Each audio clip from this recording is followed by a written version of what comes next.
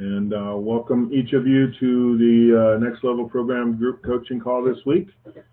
We have another pretty full agenda with a couple of good topics that hopefully you all are ready to share your thoughts and ideas and opinions, and we'll have a really good time together. So let's get started. And as always, we will start with program wins and challenges. So I'll open the floor up to each of you, and if you could either share a recent win that you've had in your tab business or a challenge or obstacle that you're facing that you would like some input or feedback on from the others on the call.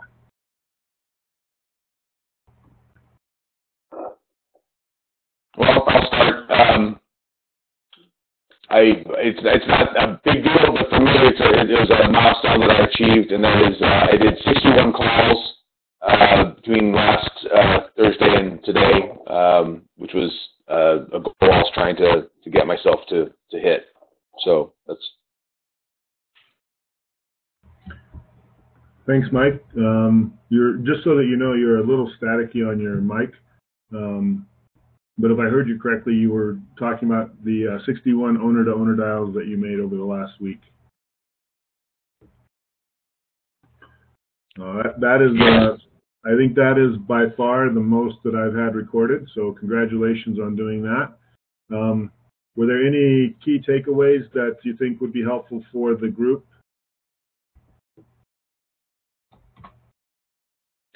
My apologies for the static, but I'm still making coffee. The major takeaway for me was just being able to get past each of the no's and each of the misconnects and that type of stuff, and just moving to the next call, and being a little bit more comfortable each time engaging, getting out of my head trash, which was my biggest challenge. Very good. Well, congratulations on that accomplishment, and keep pressing forward. Any other wins or challenges from the past week?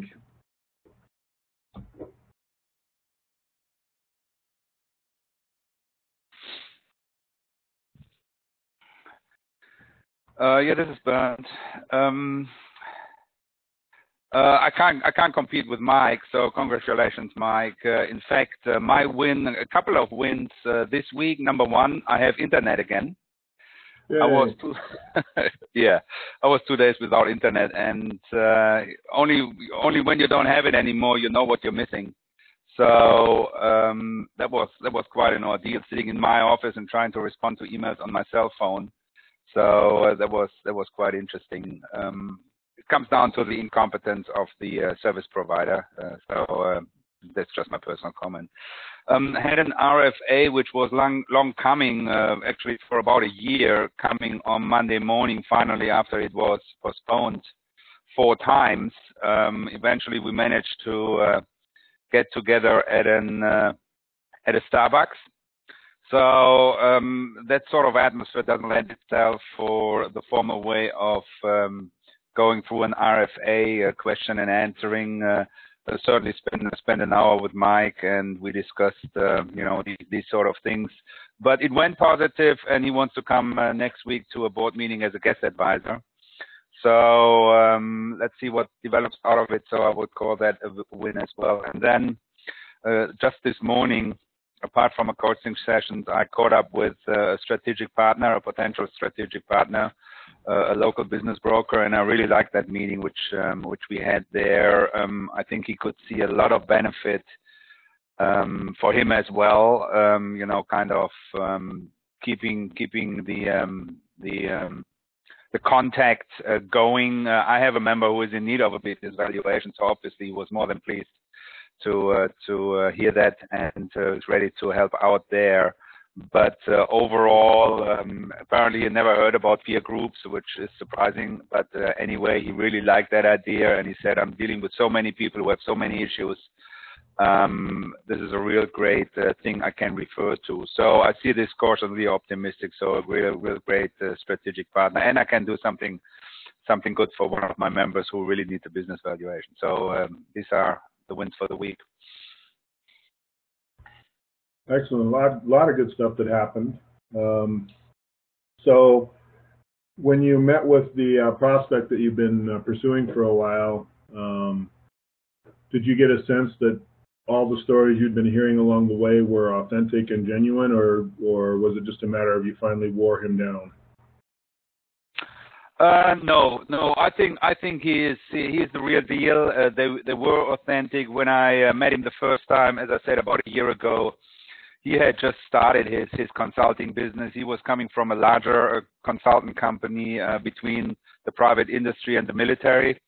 Decided to open his own business, which at the time was only 6 months old. So he said, "This is really a little bit too early for me to join TAB. I really like this idea.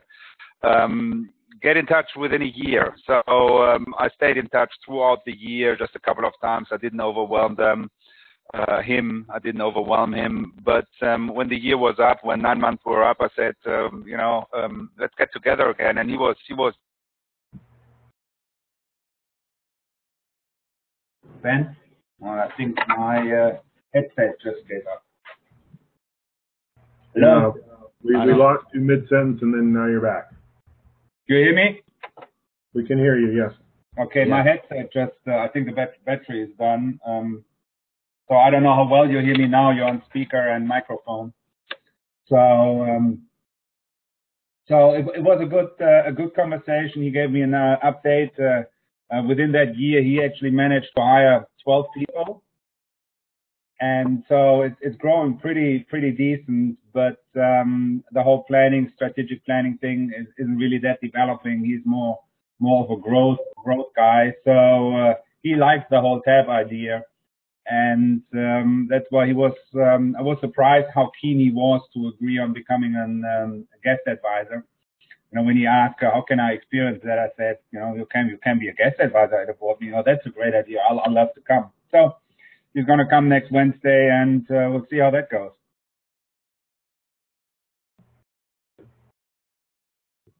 Very good. Any other questions or follow-ups for Bernd with the couple of wins that he had with the partnership and with the RFA? Just a quick add-in, Bernd. I am a broker and a TAB also. So one of the things that I think you can talk to that broker about is the fact that when he walks in and has a conversation, most of the time it's like the number we use is 1 out of 10 times is it going to turn into a listing. If he's going in there to talk to a business owner about what that business owner has as far as a want and a need is concerned, he literally can have a long-term conversation and then just refer you as the coach / consultant, and then now he's built a relationship with somebody, and then when he's ready to exit, that person through you knows who to go to. So I would kind of, put that conversation in front of them because it does make it a lot nicer to go in and talk to a business owner just because you're talking to a business owner as opposed to trying to just get a listing. Right.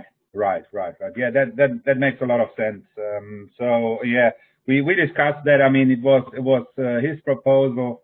He said, I think you're a great contact to have. I like the idea of advisory boards. So again, I see that cautiously optimistic that maybe at some point in time there's going to be a decent referral coming out of that. Thanks. Yep. Excellent. Any other program wins or any challenges or obstacles that anyone would like to get some help with?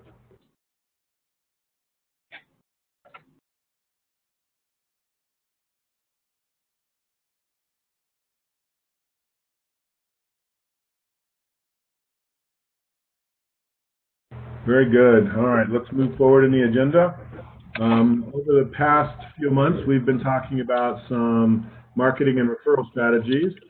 So far, we've discussed guest advisors. We've talked about LinkedIn member connections. We've asked about the board meeting we've talked about the board meeting ask. And then the last time we talked about these marketing and referral strategies, we covered the 90-day plan ask for referrals and testimonials. This week, we're going to talk about strategic partners, which is a good topic on the heels of what Bernd just shared. So what we're going to do today is I'm going to just kind of go through some principles around building really healthy, what I consider to be win-win strategic partnerships. So for those that are online, you'll see this slide. For those that are not online, don't worry about it. We'll cover each one. And if you need to see the slides, you can go to the recording that I'll make available at the end of the call. So when building strategic partnerships, the first thing that I would encourage is for you to see beyond what's on the table in the relationship. So the analogy here would simply be looking at, let's just say that we're sitting in a coffee shop, and sitting between us is a warm, moist, large, delicious chocolate chip cookie. And we can smell it, we can taste it just by looking at it. It's still steaming and it's beautiful, and there's only one, and there's two of us at the table. That's one perspective, because one of us will get it and the other will be without. When in reality, if we just turn around and look behind the counter, there's a whole tray of similar cookies sitting behind the counter that we have access to if we would just broaden our horizons a little bit and look beyond what we see right in front of us. And I think that analogy really talks to the comparison between having an abundance mentality and a scarcity mentality. Oftentimes as coaches, we feel like there's not enough to go around, especially as sometimes we face challenges in adding new members or retaining the members that we have. It can really feel like there's not enough. The truth is there's plenty. We just have to get to the ones that need us the most, and building good relationships, sometimes even with other coaches, can be one of the best ways for us to strengthen our referral business. Not every person we meet is a good fit for us as a coach, and that's true for other coaches as well. So having a good network of high quality coaches that you are comfortable referring to, maybe even specialty coaches, can be a great way to build a partnership. As Bernd highlighted, finding those that are in other business service industries that we can connect to is a great way for us to really begin to live with that abundance mindset. We get trapped oftentimes just feeling like there's just not enough to go around, and that can back us into a corner where we get very protective and don't really reach out to people that could be very beneficial for us. The second concept is to be clear on your why. We've all heard the extensive conversation around knowing your why. I think everybody's seen the Simon Sinek TED Talk by now about your why. So this, excuse me, sorry, this concept is nothing new, but how many of us have actually spent time to really sit down and articulate our why in a way that we can share and communicate to others very quickly and succinctly? The third part of that is understanding the why of your potential partners. And this is really all about good alignment, good fit, making sure that you have similar interests, you have similar values, you have similar drivers and motivators. Not that they have to match up exactly, but they should be complementary when we're dealing with strategic partners. It's just a sound principle to work with people who have similar core values, similar approach to business and life that you do. The relationships tend to be stronger and healthier and more mutually beneficial. So really dig into and try to understand the why of your potential partners. That leads very naturally into number 4, which is seek commonality and a shared vision. So do you see the relationship you're trying to build or the partnership you're establishing as boosting or enhancing yours and the vision of the strategic partner, or is this something that benefits only one of you? Because if it's a one-way benefit, it's not going to last very long, and it's very unlikely that it's going to produce the kind of referral relationship that we're looking for. Now, we understand that everybody has different strengths and weaknesses, so that commonality and shared vision can also be viewed from a complementary position as we've already talked about. When you're dealing with other coaches or other consultants, having people that have complementary skill sets or the ability to support or add value for your members to what you do can be very, very helpful. But again, if you have that scarcity mentality, we'll tend to shut that down and not give it as much opportunity as we could. Number 5, or the 5th bullet point here, is don't rush the process. We tend to try to move forward very quickly in building these relationships, but these are high trust relationships, and trust only comes with time and with experience. So don't get in a big hurry to build a committed referral partnership with somebody. Take your time. Make sure that you really understand and get to know them. Meet with them several times.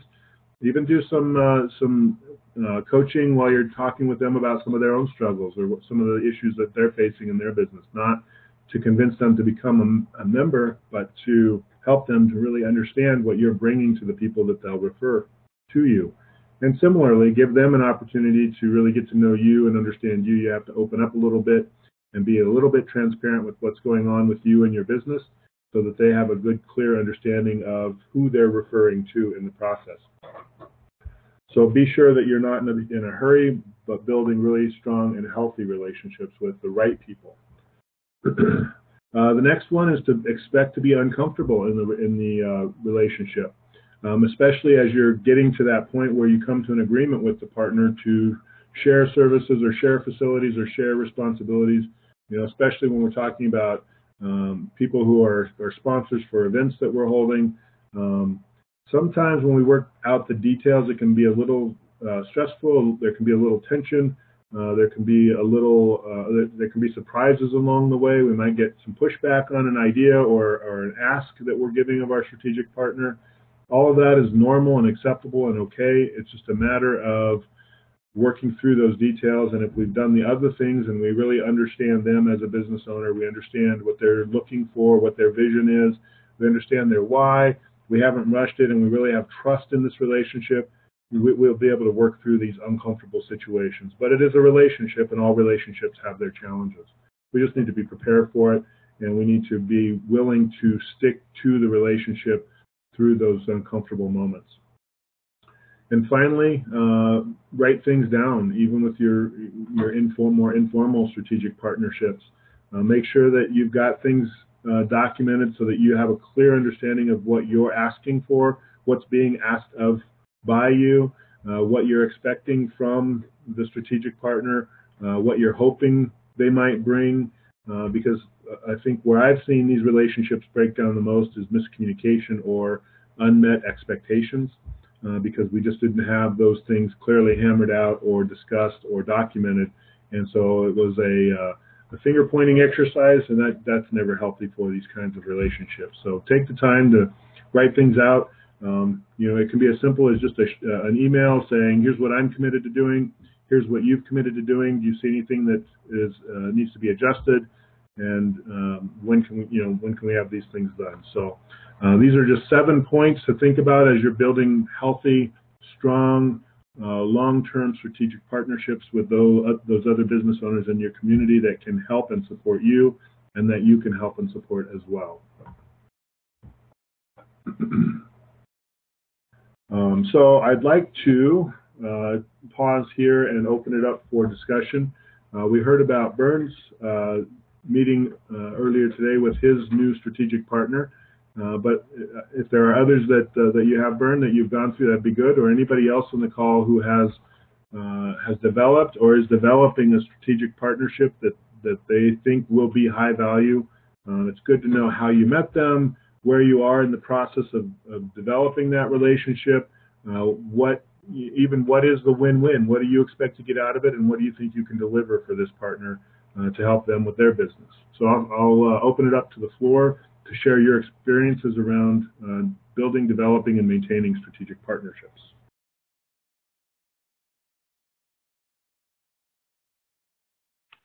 Hey, this is Steve. I've been working with a guy who does outsourced HR, works for a bigger company. He's been a good strategic partner in that he's got a great room to hold events. He'll occasionally spring for food. And I've referred people to him because I think they've got a great service, and I think they're really good at what they do. You talk about time and rushing the process. He's very amenable to having events, but I have not been able to get him to invite some of his people to my events. So how have you made that ask with him? This last time putting on the events, talked to him about it and sent him the details and said, here's the link. Please send it to anyone that you know that you might think is interested. And I could bring you by some printed collateral as well.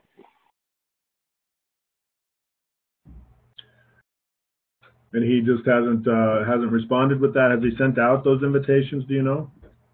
I don't know if he sent out. Anybody have feedback for Steve on other things he might try, or on what he has tried so far with his partner to get him a little more engaged in trying to attract some attendees to the events?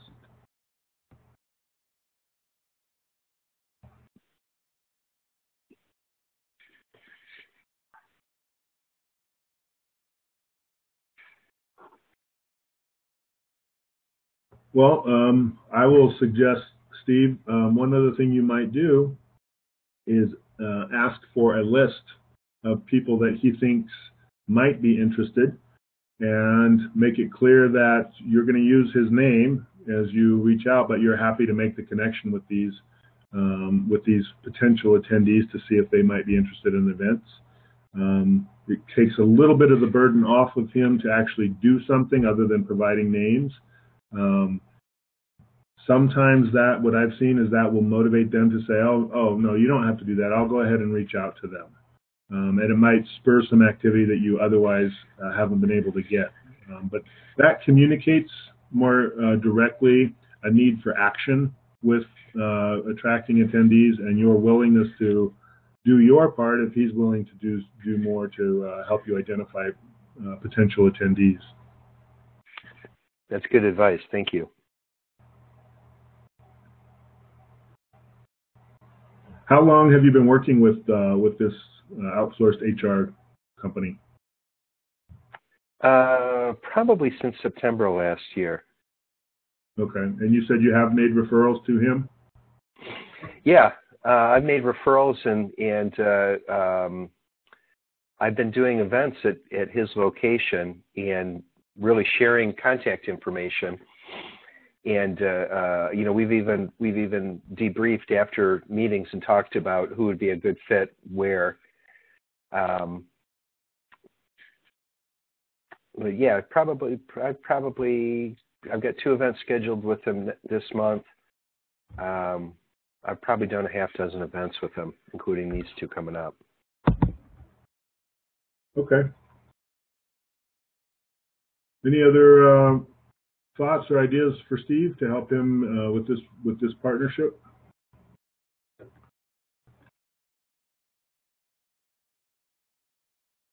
Well, thanks, Steve, for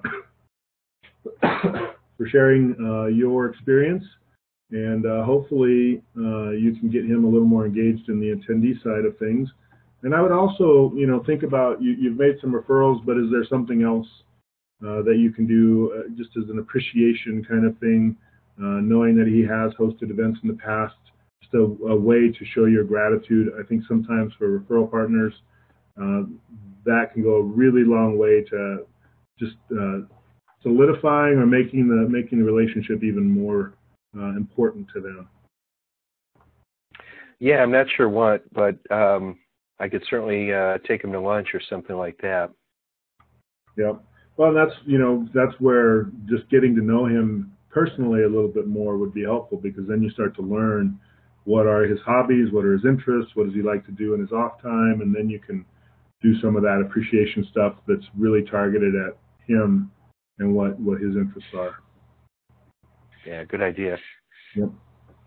All right. Anybody else have experience with strategic partnerships, whether it's getting them, maintaining them, or anything else that you'd like to share with the group. Help us learn. Ben, this is Rick. I've got a real early one I wouldn't mind sharing, but it's Okay. real early. I've been looking for a place I can consistently do events and or hold board meetings occasionally, and I talked to the local franchise owner of our Keller Williams commercial industrial franchise this morning, and just to ask her opinion on where would be a good place to look for that kind of thing and what I was looking for and what my needs were. And her immediate response was, we put in a brand new Keller Williams office up in Ottawa close to you, and we can't get our salespeople to come in and use the dang thing. So I'd be happy to sit down and talk to you about a real cheap rental of it. It's got a really gorgeous furnitured conference room and small offices and stuff. I wouldn't mind at all if you wanted to use it. So Tuesday morning, we're going to sit down for breakfast and go through some details on that and learn a little bit more. So it sounds promising anyway. Yeah, that does sound very promising. So have you, I know we just started talking about this, but as we've talked through just the strategies around building those relationships, how do you think you'll approach your meeting with her next Tuesday? Is it just going to be a walkthrough, or is there anything that you're going to do to kind of foster that or build that relationship? We have a pretty good relationship already. She's in my BNI group. Oh, okay, good. Yeah, and no, I don't think we don't plan on a walkthrough, although she told me that I could go to that property whenever I wanted to and just tell them she said it was okay to tour it. But we're meeting for breakfast. That's what she wanted to do next week, and I don't think we're planning on doing a tour afterwards, but it could lead to that. Who knows? Yep. Did I So answer your question then? Yeah, you did. Okay. And it's interesting to me, that whole BNI or networking group dynamic. It's you've had this need for a long time, and she's probably had an ability to help you. Maybe this is a new facility, but there have been other ways that she might have been able to help you in the past, and for whatever reason, it didn't come up until now. So sometimes it's just keeping those relationships moving forward, making your needs known. Listening for how I can help somebody can really be a launching point for improving or strengthening a strategic relationship. That's a really, really good point. I mean, another thing that opened my eyes about BNI, sometimes not getting everything that you're saying, was I had somebody come up to me after the meeting today and say, by the way, do you do anything related to business planning? What the hell? I mention this only every week. Well, that's because you have a 7 o'clock BNI meeting. Everybody's still. I know it's tough for some of the people aren't very awake, I guess. Good. Well, hopefully this becomes a really good go-to for you with your future event planning, and not only that, but it gives you an opportunity to better serve that BNI member and build a stronger relationship over time. Yeah, she's great too. She's really well respected and connected. Awesome. Mm-hmm. Very good. Thanks for sharing, Rick. Anybody else have any experience with strategic partnerships that they've had? What have you done to kind of get them started? How have you maintained them, and what have they produced either for you or for your partner?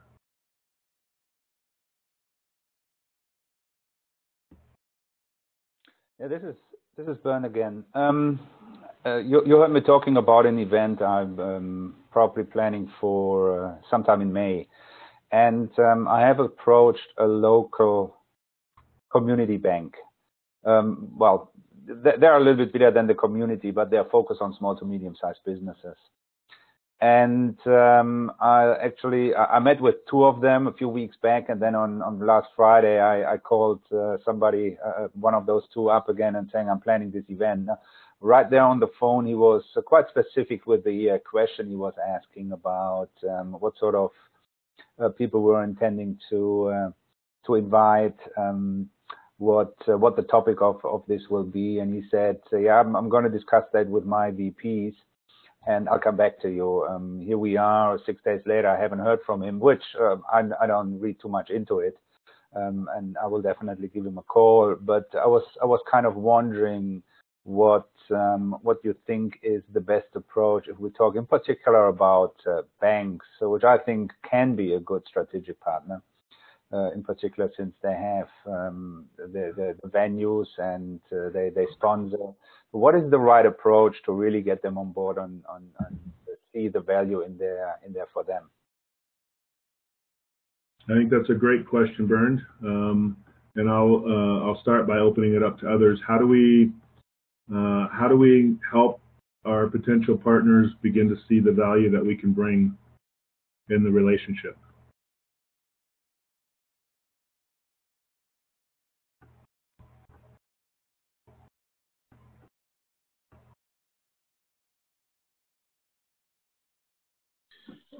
Well, I'm interested in hearing the answer regarding banks specifically, because that's one of the nuts I have yet to crack, because they have to be focused on business as opposed to like a professional or a personal banking relationship dude or dudette.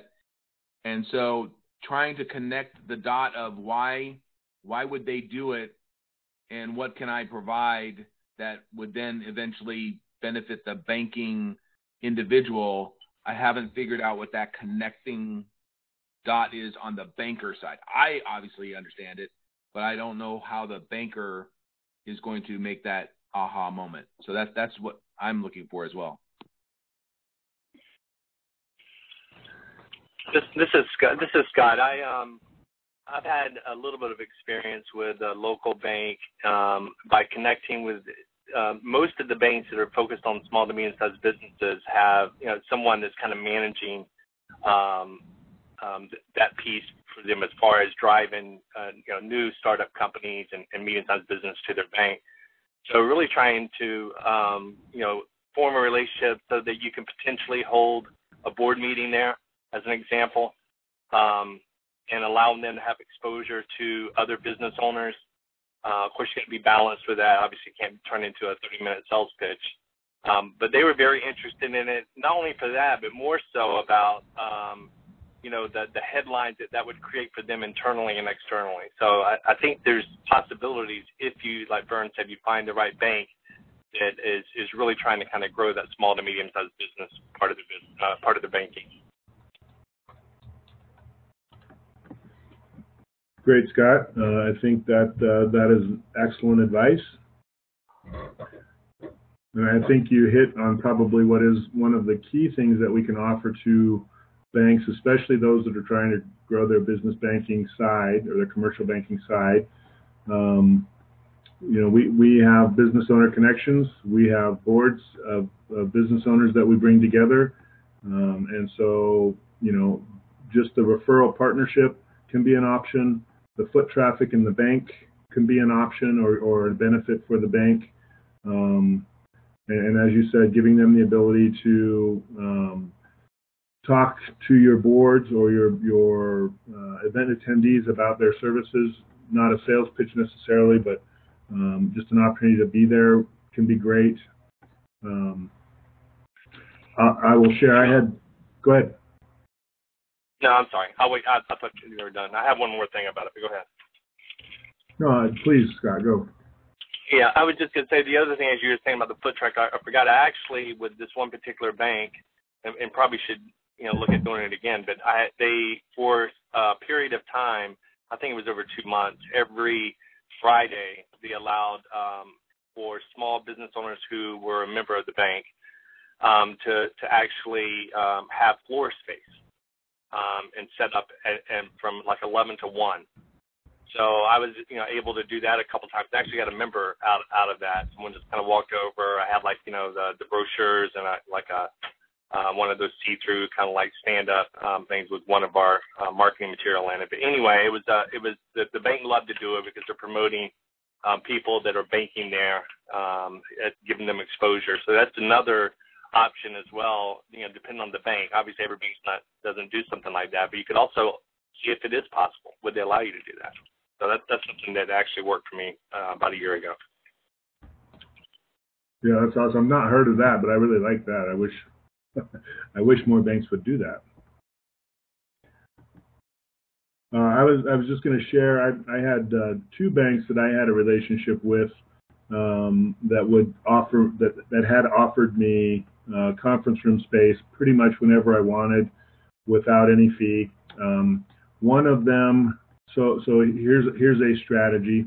It's finding people that you have a common interest or a common experience with, because they tend to be much more willing to go above and beyond the normals or the protocol than they do for just another business owner. So one of the banks that I worked with, we both happened to be former Marines, and so that created a connection for us. And once he discovered that I was a former Marine, he immediately opened up his bank to me and said that I could use any of their facilities anytime I wanted with no fee. He only asked that I scheduled in advance and made sure that I wasn't conflicting with other bank needs. But that to me is a key strategy whenever you're working with any strategic partners, finding those that you have common interest or shared experience or something like that in your background. It can be, maybe we were both Rotarians, or maybe we're both interested in a certain hobby or activity.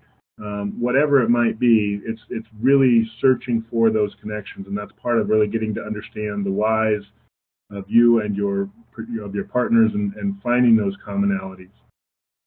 The second bank that I connected with, I was actually part of a business-to-business networking group, and we had that meeting at her bank, and just over time built a really good relationship with her, and she understood the value of additional foot traffic, and they were, as Scott highlighted, very focused on growing their business banking side. And so anything that would bring business owners into their bank, they saw as a win. Even if nobody from the bank actually talked to them, they weren't interested in that necessarily. They just wanted the business owners to be in the branch, to be comfortable, to be able to see and interact with informally the staff, because they felt like if they had that opportunity, that they could create an experience that would cause them to come back when they had a banking need. And the other thing that I did for both of these partners was whenever I came across a client or a member that had a banking need, or that I perceived could have a need in the near future, I would immediately offer to make that connection for them. And both sides appreciated that. For business owners who might be looking to get a loan for expansion, or maybe they need vehicles, or materials or inventory control, anything that they might be needing a loan or some commercial banking support for. Just knowing somebody who knew somebody was always helpful to the client. And the banks, of course, really appreciated that kind of a referral, because they knew there was already a need. It was just a matter of matching up the services or the offerings that they had with the customer's needs. So those are a couple of other things that you can do. But I would say even with banks, it's finding the right person and building a relationship.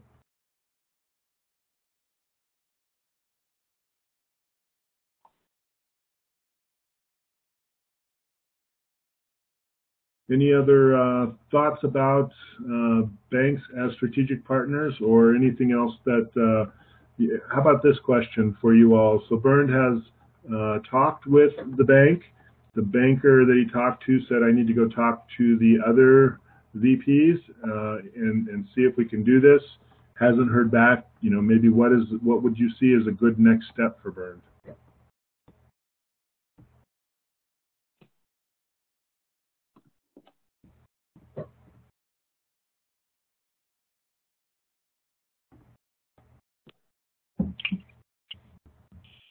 the default obviously is, query for understanding. I mean, hey, are you still interested? Is this still something that you are looking at doing, as opposed to just waiting? I don't think Bernd would wait, though. I mean, I don't sense that with you, Bernd. So.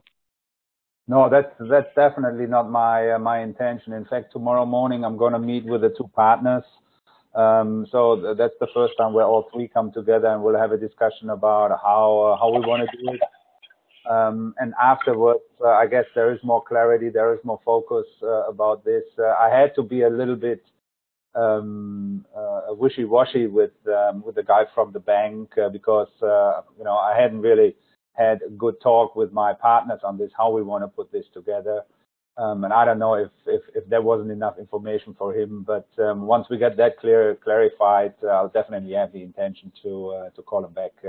If not tomorrow, it's going to be early next week. Bernd, I just recalled one other conversation I'd had in the past with a TBO who was working with a bank. One of the ways that this TBO got into the bank was understanding or finding out that the bank was really committed to supporting and helping business owners have strong, healthy businesses. So they would, provide informational meeting opportunities or learning opportunities specifically for their business clients or business members.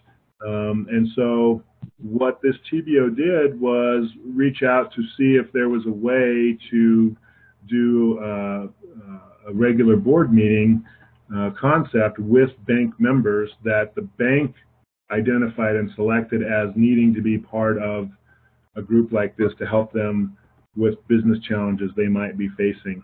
And then, what I don't know is exactly how the financial side of that worked out. Was it a reduced rate, or did the bank cover the member fees, or, how did they do that? Because this was a targeted group of business owners that the bank was specifically concerned about and wanted to provide help so that the business would not fail. Because obviously if the business fails, they have higher risk of losing their money. So that might be something else just that could be an opportunity, is, offering the ability to facilitate a bank identified focus group of business owners to work through challenges and issues facing their businesses. Yeah, thanks, Ben. That's in fact that sort of thought occurred to me a while ago as well, and that was one of the prime motivators for me to talk to that particular bank in the first place. Kind of wanted to test the water here, how much benefit, how much value they would see in some of their clients being on a TAB board. I mean, banks are banks. They think in numbers. Obviously, everybody is a potential borrower for them, or at least depositing their cash in their account so they can work with that cash. But in particular, those who don't have a lot of collateral, I'm talking about business owners who don't have collateral, and the bank still would need to make, or at least consider, borrowing money or lending money to these business owners. And I was exactly asking that question. I said, how much of a benefit, how much value would you see in the fact that one of your borrowers, in fact, is part of a group, and knowing they're going through a strategic planning process, they're part of a peer group, they get all the right advice, and so on and so forth. I've spoken with several banks about this issue, or people, I should say, working for banks. And I guess bottom line is they have their own vetting process.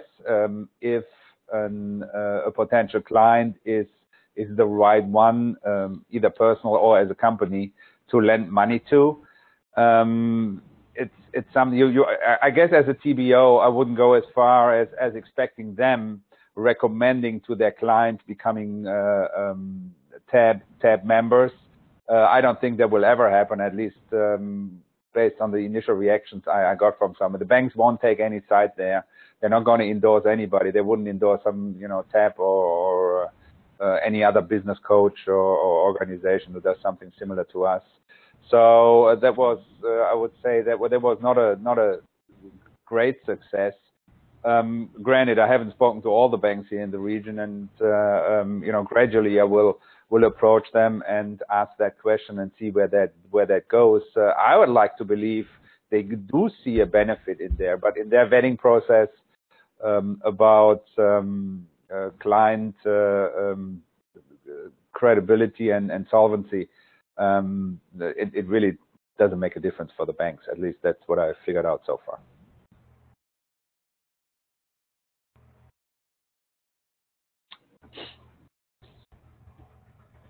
Very good. Any other final thoughts? Specifically about developing or maintaining or growing strategic partnership relationships?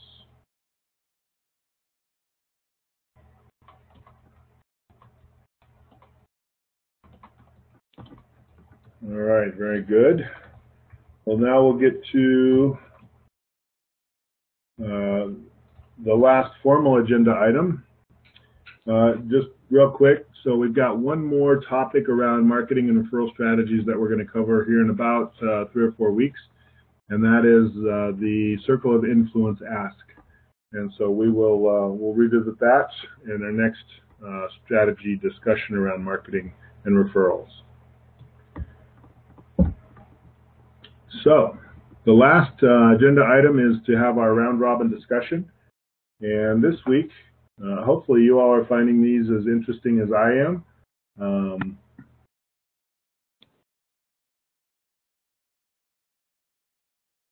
I have found this to be very enlightening, very encouraging in many cases, very eye-opening, and very validating in what you all are feeling and experiencing, and the fact that nobody is alone in some of the challenges they're facing, and everybody has shared in some way or another with the successes. And so we'll continue doing some of these round robin questions, and hopefully continue to build this community a little bit more, and kind of build that bond in what we're working towards. So today, the question we're going to be answering is, my favorite thing about being a TBO or TAB business owner is, and fill in the blank. So we'll start with Rick.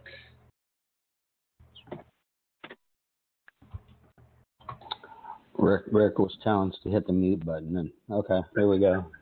The only thing I came up with on this when I first read it is, my favorite thing about being a TAB business owner is meeting multiple business owners and business leaders in the community. It's pretty generic, it's pretty standard probably, but that's really what came to my mind, and it's true. So. We are not here to judge. We are here to... Not real damn profound, but it's... I think it's for you. If that's what you love, then I think that's awesome. And I think you hit on something that's very important, and that is just making those connections and building those relationships. So, thanks, Rick, for going first. Steve, how would you complete that? Yeah, my favorite thing is definitely seeing the light go on, either in a member's or a prospect's eyes. Just when they catch a particular realization that I helped them get to, and the light goes on, it's just incredibly validating and a great feeling. Excellent. I actually agree with that one wholeheartedly. I love that moment. It is very, very rewarding. Mr. Grover. Yeah. Mr. Grover, how would you finish that sentence? Well, I addressed it a different direction. Instead of being a coach or that type of stuff, which is, I would have the exact same answer as everyone else. You know, I love to see that light. I looked at it as a TAB business owner. You know, the reason I own this business is because it allows me not to go back into frickin' corporate, and it allows me to be my own boss, and that to me is a real compelling component of the business ownership part of TAB, and of course doing something I enjoy and getting compensated to do it. So Very good. Thank you, Mike. How about you, Bernd? Yeah, all right. Sorry, I've got my security system in the background and making some noise here. Yeah, I wholeheartedly agree with Mike. You know, owning a business is right up there. But for me, you know, spending 25 years in corporate and my closest customer was about 1,500 miles away. It's about the local community. That's you know, finally I'm in the position to get around the local community, meet people, leaders, and not everybody is obviously a top level leader, owner, business owner, CEO, president, but still the variety of people we're meeting from what sort of the walk of life they're coming from, what they are doing, you know, exchanging stories. I guess I have a bit of a story to tell there as well, and I'm just fascinated by these stories. So that goes a little bit beyond just you know, the professional part and the business part of it. But there are so many great stories out there, so many great people out there. You know, I just love to have these sort of conversations. Awesome. Yep. That is definitely right up there for me as well. How about you, Scott? So for me, the best part about the business, honestly, is the board meetings, because I think that's when it feels to me like everything comes together. You get to see kind of the growth of the different members, the interaction with each other, their relationship grows, and I think you start to really see and feel the value they're getting. So the board's always my kind of favorite part of the business. Awesome. Thank you very much for sharing, Scott. I think I saw Jim Hadley join us. Jim, do you have an answer for this question? I do. I actually enjoy my year-end performance reviews with my members. And when you're sitting there and their business is in a substantially different place at the end of the year than where it started the year, and they're telling you that that's because of TAB, I think that's just awesome. Yeah, that is, and I think, Jim, you actually touched on something. We're actually missing an opportunity for a value with our members if we don't take the time to go through that year-end activity, just to really look back and reflect on the positive things that have happened. I think that is so cool. Great. And I also believe I saw Jim Morris join us. Yeah, I joined late. I thought your question was excellent. What I like is it gives me a chance to use my creativity. I have some, and I love having it. Secondly, I get to help people. I learned a long time ago as a corporate leader that that's really what I do for a living. So I'm continuing that, and I don't think this question is answered completely if I don't do that. I'm doing those two things in an atmosphere where, well, the third part is somebody else said it. I don't have to put up with the corporate BS. The flip side of that is there are still people trying to steal my time and money. So I just say no.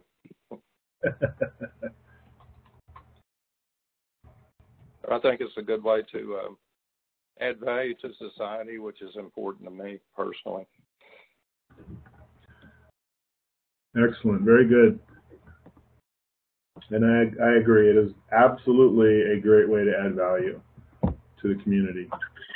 Is there anybody on the line that I have not recognized or called on? I don't think so, but just in case. All right. Very good. Well, as always, I find these responses fascinating.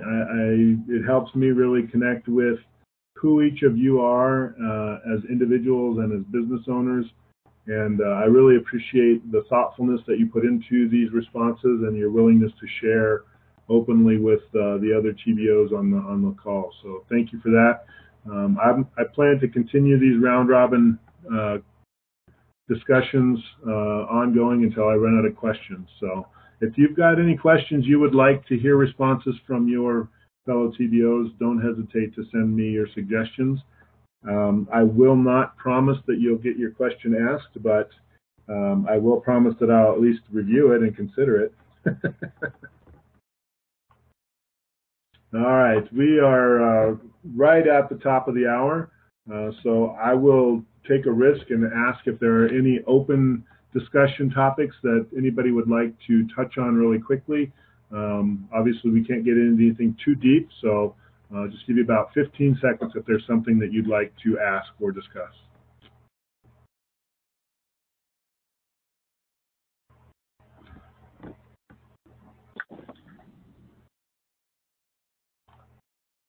All right, very good. Well, I appreciate you all taking time out of your busy days to join this call.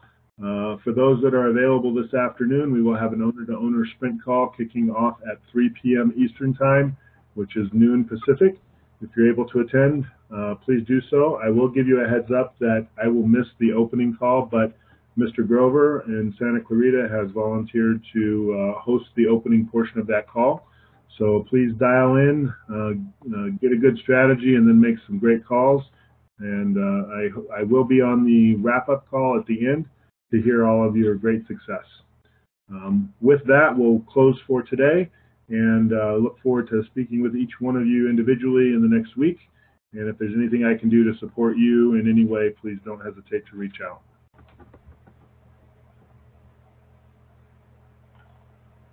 Excellent. Thank you. Take care. Good day, everybody. Thank you, Ben. Thanks, everybody.